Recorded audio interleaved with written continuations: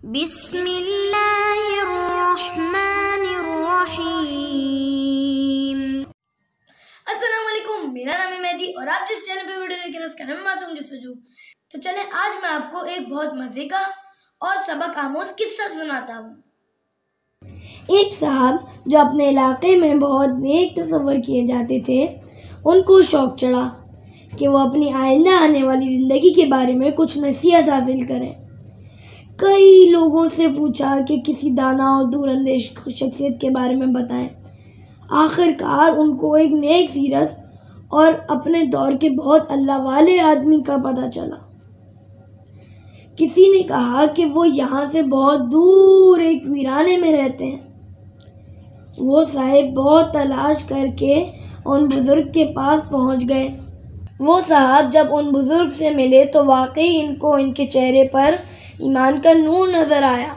वो साहब उन बुजुर्ग से फरमाइश करते हैं कि आप मुझे कोई नसीहत करें। वो बुजुर्ग फरमाते हैं कि इतनी जल्दी क्या है, आप थके हुए हैं, थोड़ा आराम तो करें। मगर वो साहब ज़िद करते हैं कि मेरे यहाँ आने का मकसद तो आपसे नसीहत हासिल करना है और इसके मुताबिक ज़िंदगी गुजारना है। बुजुर्ग ने कहा, मैं ज़रूर अपनी बिसात के हिसाब से आपको नसीहत करूँगा, लेकिन आप आराम तो करें और मुझे थोड़ी मेहमान नवाजी का मौका दें। बिलाखिर खाना खाकर वो साहिब सो जाते हैं। जब सोकर उठते हैं तो मगरिब हो चुकी होती है।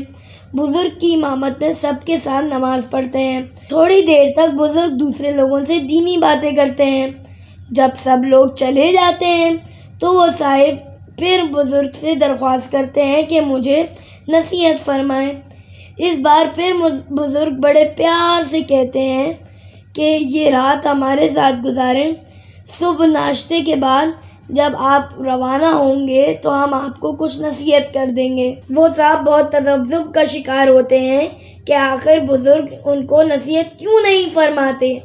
बहरहाल मजबूर होते हैं। खामोशी के साथ बुजुर्ग के साथ खाना तनावल फरमाकर ईशा की नमाज के बाद बुजुर्ग से थोड़ी गुफ्तगू करके सो जाते हैं। सुबह बाद नमाज फजर इन साहिब का बुजुर्ग से वही तकादा होता है कि हजरत कुछ नसीहत कर दें तो मैं अपने पल्ले बांध लूं और अपने शहर रवाना हो जाऊं। लेकिन एक बार फिर बुजुर्ग मायूस करते हैं और फरमाते हैं, मेरे अजीज, आपका लंबा सफ़र शुरू होने वाला है, थोड़ा आराम कर लें, मैं थोड़ी देर में आपको नाश्ता भिजवाता हूँ। वो साहब हाथ मलते हुए वापस मेहमान खाने में चले जाते हैं। थोड़ी देर में नाश्ता आ जाता है, जिसमें एक भुना हुआ मुर्ग, 2 देसी घी के पराठे और रात की बची हुई दाल के साथ 2 रात की बासी रोटियां मौजूद होती हैं। वो साहब ये नाश्ता देखकर बहुत खुश होते हैं कि अचानक इनके दरवाजे पर दस्तक होती है। बाहर निकलकर देखते हैं तो एक मफलूकुल हाल शख्स खड़ा होता है और कहता है, भाई मैं भूखा हूँ, अल्लाह के नाम पर मेरी मदद कर दो। वो साहब अंदर आते हैं और दाल और रात की बची हुई रोटियाँ उस शख्स को अल्लाह के नाम पर दे देते हैं और खुद मज़े से भुना हुआ मुर्ग पराठों के साथ खा लेते हैं। थोड़ी देर बाद फिर बुजुर्ग की खिदमत में हाजिर होते हैं और कहते हैं, क़िबला बस अब मुझे इजाज़त दें कि बीवी बच्चे राह तकते होंगे, बस अब मुझे नसीहत फरमाएं जिसकी वजह से मैंने इतना सफ़र किया और आपकी खिदमत में हाजिर हुआ। बुजुर्ग गोया हुए कि देखो भाई, तुम्हारे लिए मेरी नसीहत ये है कि अगर अल्लाह को अपने से ज़्यादा अहमियत नहीं दे सकते, अपने से ज़्यादा नहीं चाह सकते, तो कम से कम अपने बराबर तो अहमियत दे दो। वो साहब ये नसीहत सुनकर बहुत चिरागपा हो गए और कहा, आप इतने बड़े बुजुर्ग बनते हैं और देखें नसीहत क्या की है। ये तो एक आम सी बात है जो मैं अक्सर अपने से छोटों से कहता हूँ, बल्कि मैं तो आपसे अच्छी बात करता हूँ। मैं कहता हूँ कि अल्लाह को अपने से ज़्यादा अहमियत दो, अपने से ज़्यादा चाहो।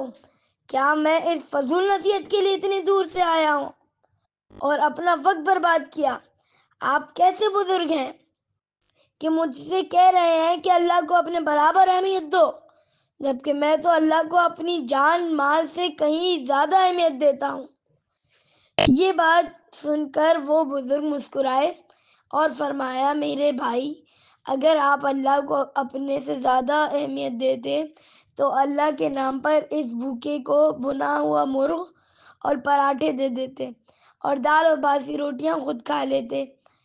चले, अगर आप अल्लाह को अपने बराबर ही अहमियत देते तो आधा मुर्ग एक पराठे के साथ और आधी दाल एक रोटी के साथ अल्लाह के नाम पर दे देते और आधा मुर्ग एक पराठे के साथ और आधी दाल एक बासी रोटी के साथ खुद खा लेते। लेकिन आपने तो कहाँ अपने बराबर भी अहमियत दी या चाहत का इज़हार किया। आपने अच्छा नाश्ता मुर्ग और पराठे अपने लिए और मसूर की दाल और बासी रोटियां अल्लाह के लिए मुंतखब की। वो साहब बहुत ही शर्मिंदा हुए और आइंदा बुजुर्ग की नसीहत पर अमल करने का वादा किया और एतराफ़ किया कि आपकी नसीहत किसी ख़जाने से कम नहीं है। इस वाक़ये से हमें सबक मिलता है कि अल्लाह से बनावटी मोहब्बत का इज़हार नहीं, बल्कि हकीकतन खुलूस और दिल से मोहब्बत करनी चाहिए कि जब वो मांगे तो अपना सब कुछ इस पर निसार कर दें। और आपको ये सबक आमोज़ किस्सा कैसा लगा मुझे कमेंट्स में ज़रूर बताइएगा। और चले अब मैं चलता हूँ। अल्लाह हाफ़िज़।